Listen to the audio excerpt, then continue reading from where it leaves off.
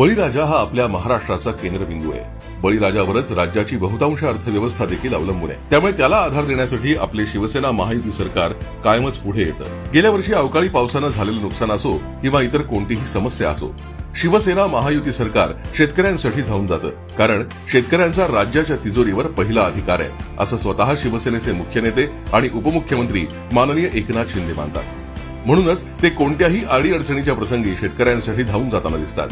याही वेळेस शेतकऱ्यांना कर्जमाफी, वीज बिल माफीसारखे निर्णय घेऊन शिवसेना महायुती सरकारनं त्यांना दिलासा देण्याचं काम केलंय। या निर्णयांबद्दल सखोल जाणून घेऊयात। कर्जमुक्तीचा मोठा दिलासा।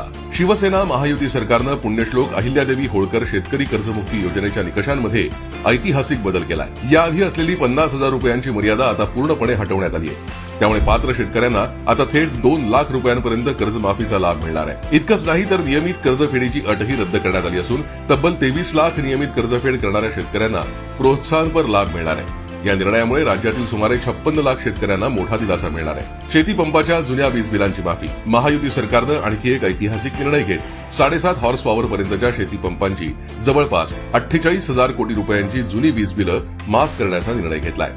यामुळे लाखो शेतकरी जुन्या थकबाकीच्या ओझ्यातून मुक्त होणार आहेत।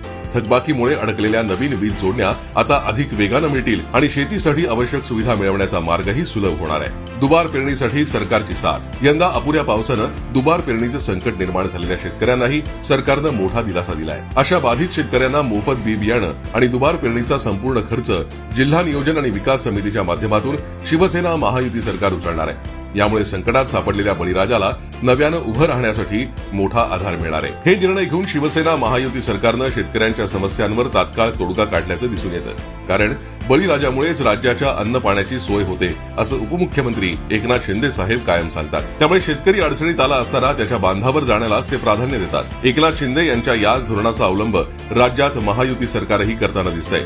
यामुळे शेतकरी हिताला प्राधान्य देणारं सरकार ही आपली ओळख शिवसेना महायुती सरकारनं आता अधिकच दृढ केली आहे।